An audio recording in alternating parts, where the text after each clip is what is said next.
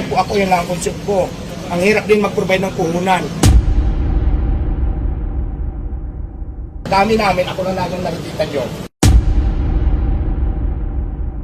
Yun lang naman yun eh, maging patas lang sana tayo. Pero ako wala akong ano doon sa inyo, pero sana na maging patas po tayo ha. Papasara ulit ang Paris ni Diwata. May notice daw siya na close order galing sa Pasay Munisipyo. Alam naman natin lahat na wala pa talagang permanent na lugar si Diwata. Na alam naman natin lahat ay talagang nag-uumpisa pa lang itong tao na ito. Alam naman natin lahat na talagang sumusunod si Diwata kapag nagkakaroon ng clearing operation sa lugar na iyon ay talagang humihinto siya sa pagtitinda. At ang hinanaing din ni Diwata, bakit lagi na lang daw siya nakikita? Sa lahat ng mga nagtitinda, siya lang talagang tinututukan ng munisipyo ng Pasay. At tugon ni Diwata, hindi na daw niya alam kung saan siya lulugar. Dahil sa pwesto na pinapwestuhan niya, may bukas na loob na talagang nagbigay ng lugar para sa kanya. Ganun na lang na siya ulit nakikita na magbibigay ng notice para ipasarado ulit itong tindahan niya. At ano bang dahilan at ang mali niya? Binibigay naman daw niya ang papel kung ano ang kailangan na ipasa sa munisipyo. Bakit ganun daw? 'Di ba? At una sa lahat, nag-uumpisa pa lang daw siya. Bakit ganun na lang daw ang tingin sa kanya ng iba? Taksihan natin ang pagbibigay ng notice na parang ipapasarado ang kanyang tindahan. Kaya panoorin natin to. Saan pa ba tayo lulugar? Nandiyan na, ko naman. Pag sinabi, sanitahin, nagpagawa ko ng kitchen dyan. So ano pa ba? Hindi pa yan tapos. Hindi pa na anong siyo ko sumagot ako dyan yung ano ba yung unang ginala yun ako? May pa-coordinate ako. Sinukusap mo, binasa ko sa City Hall. Nireset sila doon, pupunta ko sa Mayor's Office. Sige lang, basta pupunta ako doon. Kailan ako pupunta? Mamaya? Tama yung ganun siguro bilang isang mamaya. Saan ba ako lulugan na ba gusto nyo mangyari sa buhay ko? Yun lang naman yun eh. Kasi ako lahat ng sinasabi yun eh, pag-comply po ako, lahat ng sinasabi nyo, lahat ng requirements na kailangan natin, kaya pag-coordinate naman po ako sa inyo. Tapos nakakalungkot lang kasi may closure ako, baka sa dami ng vendors, ako lang lagi nakikita nyo. Ito ba dito na malalaking tindahan dyan, mayroon bang mga mo ipapasaran ng mga ata si Diwata Yun lang may sa akin po yan, maging patas lang po sana tayo. Ako lang ang question doon, pero sana naman lahat nyo na lang. Kasi ako naman lahat ng pinuprovide ko kung sinasabi nyo, meron, plano ko naman. So, kasi ang nangyayari kasi parang hindi na yung patas. Huwag naman sana ipasara. Ito, vlog pa to. Ako ito, wala akong question. Pero sana naman maging patas lang po yung laban. Kasi may closure order na ipag-comply naman tayo. Lahat ng requirements naman, kung kaya ko mag-provide, pinoprovide ko naman. So, di ba yun lang naman eh. Ninyo, hindi ko alam kung bakit nalang pinag-iinitan to si Diwata. Sana naman maging action ito sa Pasay City. 'Di ba? Yan si Diwata, alam niyo naman ang kwento ng buhay niyan. 'Di ba? Galing sa ano yan, sa ilalim ng tulay. Ano pa bang gusto niyo mangyari sa buhay niyan? Ba nakakakita kayo ng umuunlad na tao tapos ganyan ang gagawin ninyo? Dapat mag-action naman kayo sa lahat ng mga ginagawa ninyo. At alam niyo naman yung tao, nakikita ninyo na matyaga sa buhay niya. 'Di ba? Bakit lagi niyo lang siya nakikita? Ano bang gusto ninyo? Nung nag-uumpisa pa lang siya, nasa kalye, pinapaalis ninyo. Tapos nakahanap siya ng lugar na mayroong bukas na loob na pumesto sa tama, papaalisin niyo ulit at ipapasarado niyo yung tindahan. Ano ba talaga ang dahilan ninyo? 'Di ba? Dapat sinasabi ninyo kung anong dahilan ninyo. Kapwa Pilipino ninyo at butante yan si Diwata. 'Di ba? Sa Pasay, dapat actionan yan sa munisipyo. Baka akala ninyo sobrang laki ang kinikita ni Diwata, 'di ba?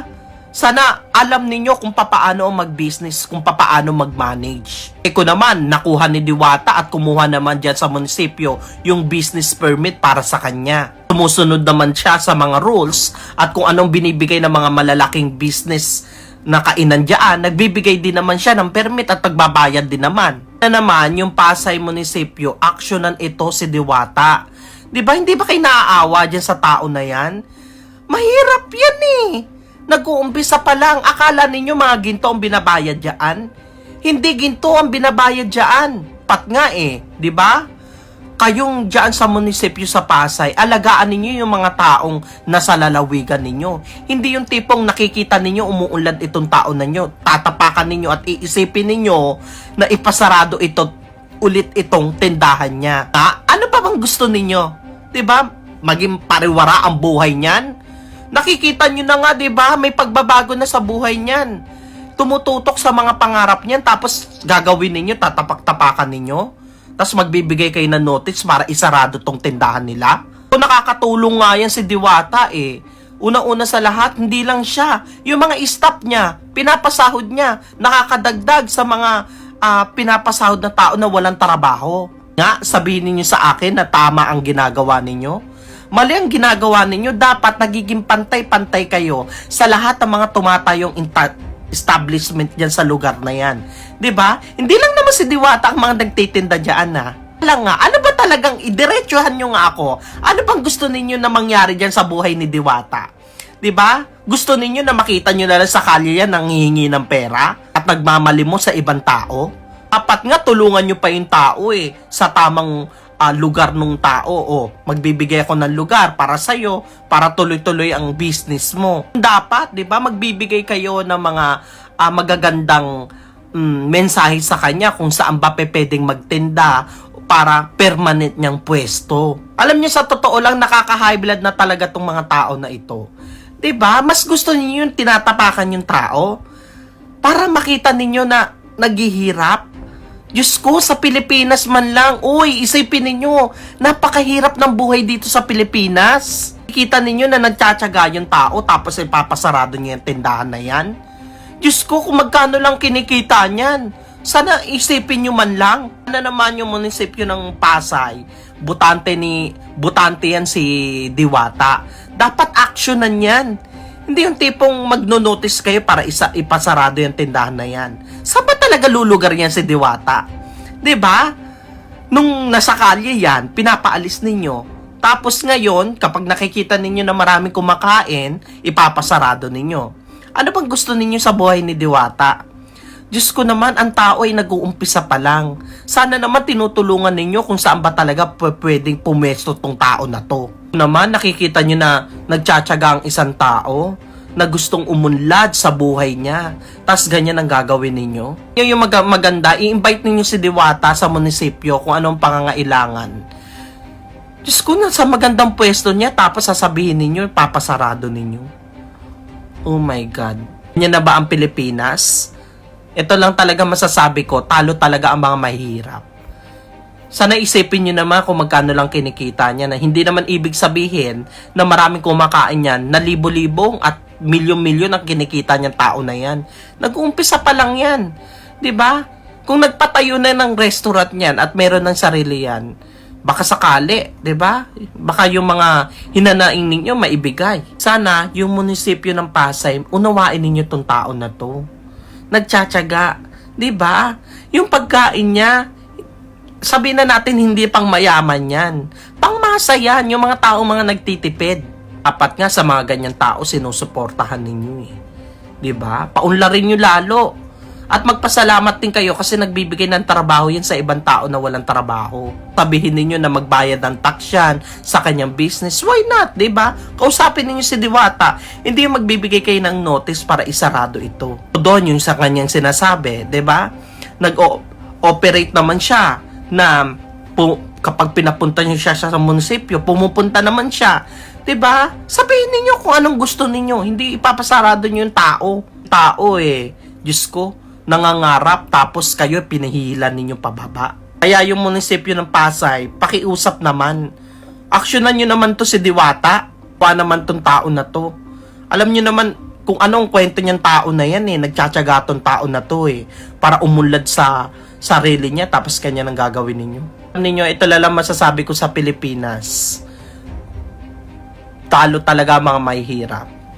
'Di ba? Kung yung tipong yung taong nagtsatsaga para umunlad at mangarap sa sarili niya, hinihilan ninyo pababa. Sana naman yung Pasay sa munisipyo, gawan niyo ng aksyon. Ito, hindi pwedeng wala kayong gagawang aksyon. Itong tao na to ibutante at bumuboto sa inyo. 'Di ba? Dapat mahalin niyo yung tao mga mahihirap. Tulungan ninyo na mas umangat pa at magkaroon pa ng mas maraming maibigay na trabaho sa ibang tao. Pa lang makikita mo na yung mga taong walang trabaho, nabibigyan niya ng trabaho. 'Di ba? Yun pa lang. Nakikiusap ako sa Pasay Munisipyo. Actionan nyo naman ito kay Diwata. Hindi yung basta-basta kayo magpapasarado. Diyos ko naman, maawa naman kayo dun sa tao na yan. Mahirap na, mas lalo nyo pang pinahihirapan. Nag-uumpisa pa lang eh. Dapat nga, tulungan nyo yan eh. Para sa permanenteng lugar na gusto ninyong mangyari. Yun dapat, permanenteng lugar.